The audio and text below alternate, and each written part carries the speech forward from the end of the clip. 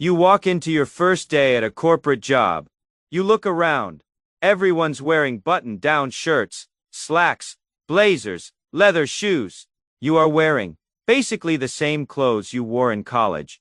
A wrinkled polo, jeans, sneakers. You feel it immediately. You don't look the part. So you do what everyone does. You go shopping. 200 at Banana Republic. 150 at J. Crew. Another 180 for decent shoes. 90 for a belt and some accessories. You just spent 620 to look like you belong.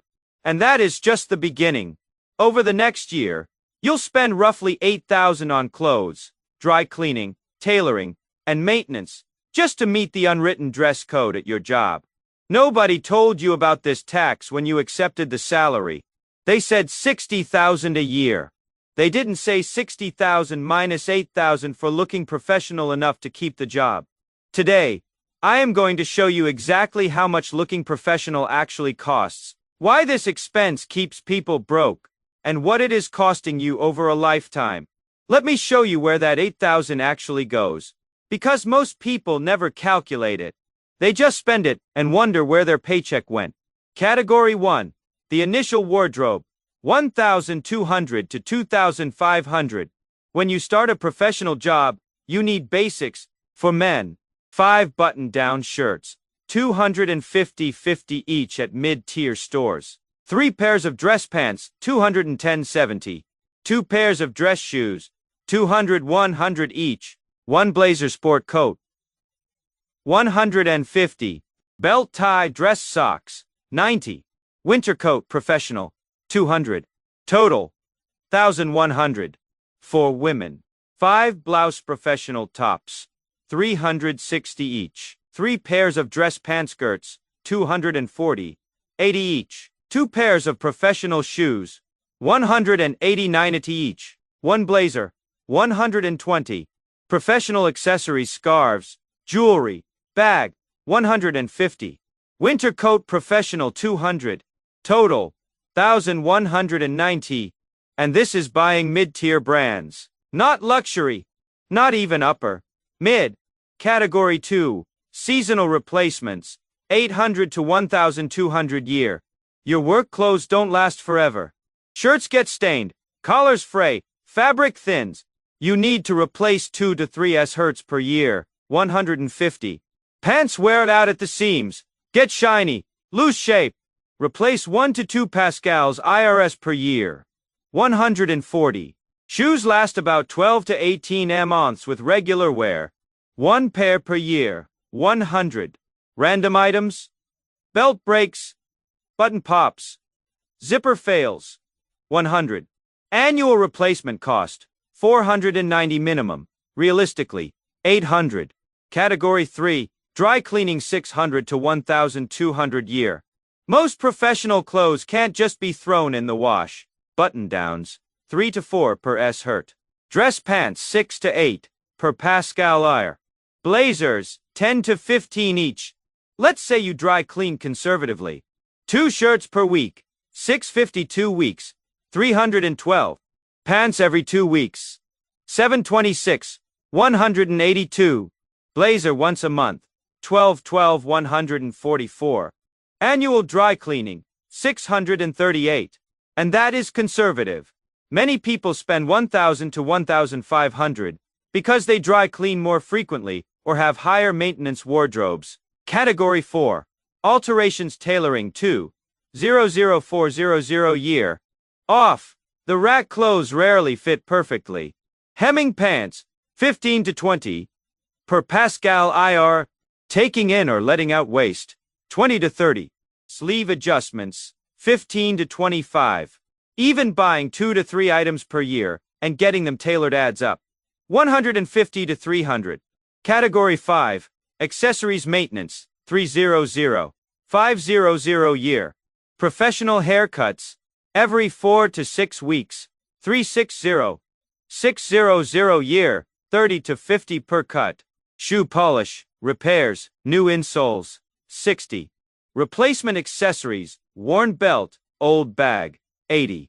Lint rollers, stain removers, garment care, 40. Jewelry, watches, professional appearance, 100 every few years. Annual maintenance, 400. Category 6. The occasion tax, 500800 year. Client meeting, need a nicer outfit, 180. Holiday party, can't wear the same thing as last year, 120. Conference or presentation, want to look sharp, 200. These are regular but expected expenses, add 500 to 800 annually. Total annual cost, replacements, 800. Dry cleaning, 640. Alterations, 250. Maintenance, grooming, 400. Occasions, 600. Grand total, 2,690 per year. But wait, we forgot something. The opportunity cost. What if you invested that 2,690 per year instead? At 8 return over 30 years, 304,000. The outfit tax doesn't cost you 2,690 per year. It costs you 304,000 in retirement wealth. And we haven't even included the first year wardrobe cost yet. Here is what makes the outfit tax particularly brutal. It is regressive.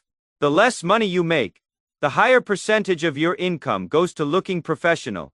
Entry-level employee. Salary, 45,000. Take home after taxes, 35,000. Annual outfit tax, 2,200. Percentage of take home, 6.3. Senior employee. Salary, 120,000. Take home, 85,000. Annual outfit tax, 2,800. Slightly higher quality clothes. Percentage of take home, 3.3. The person making 45,000 is spending twice the percentage of their income to look professional. And it gets worse for women. Multiple studies show women spend 30 to 40 more on professional clothing than men. Why? More variety expected. Can't wear the same outfit twice in a week. More expensive items. Blouses cost more than men's shirts. More accessories required, bags, jewelry, scarves. Higher dry cleaning costs. Women's clothing charges more. More pressure around appearance in professional settings. A woman making 50,000 might spend 3,500 to 4,000 annually just to look appropriately professional. That is 7 to 8 of her take home pay. This is a poverty trap disguised as professionalism. Now let's talk about why people pay this tax without questioning it. Reason 1, fear of judgment. You know what happens when you don't dress professionally enough. You get comments, subtle at first. Casual Friday is tomorrow, not today. Did you have a job interview somewhere else? Said sarcastically when you dress up.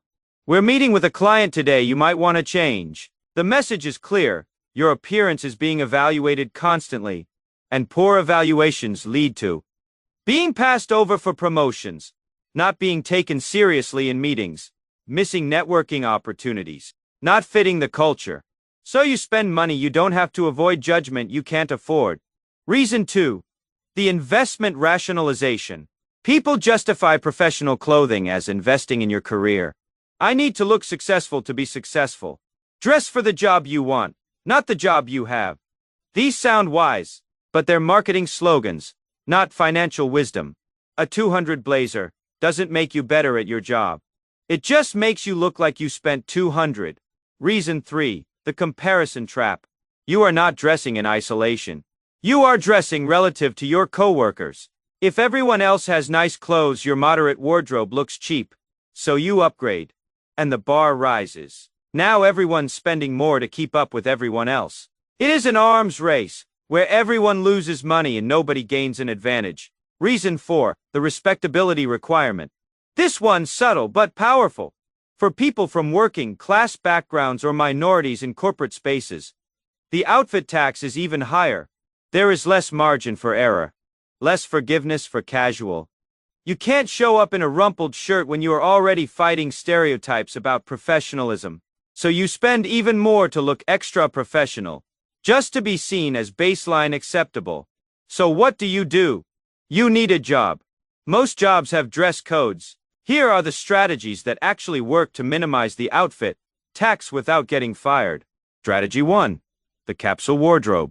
Instead of buying lots of variety, buy fewer high-quality basics that mix and match. Men.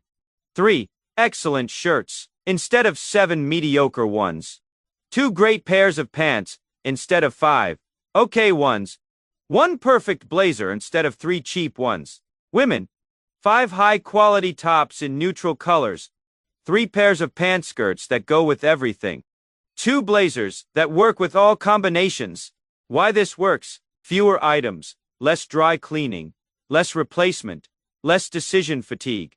Higher quality lasts 3 to 5 years instead of 1 to 2 years. Total cost over 5 years is actually lower than constant cheap replacements. Strategy 2. The thrift second-hand hack. Professional clothing is one of the best second-hand purchases. Why? Because people gain, lose weight, and donate barely worn items. Change jobs and donate their entire work wardrobe. Buy too much and donate with tags still on.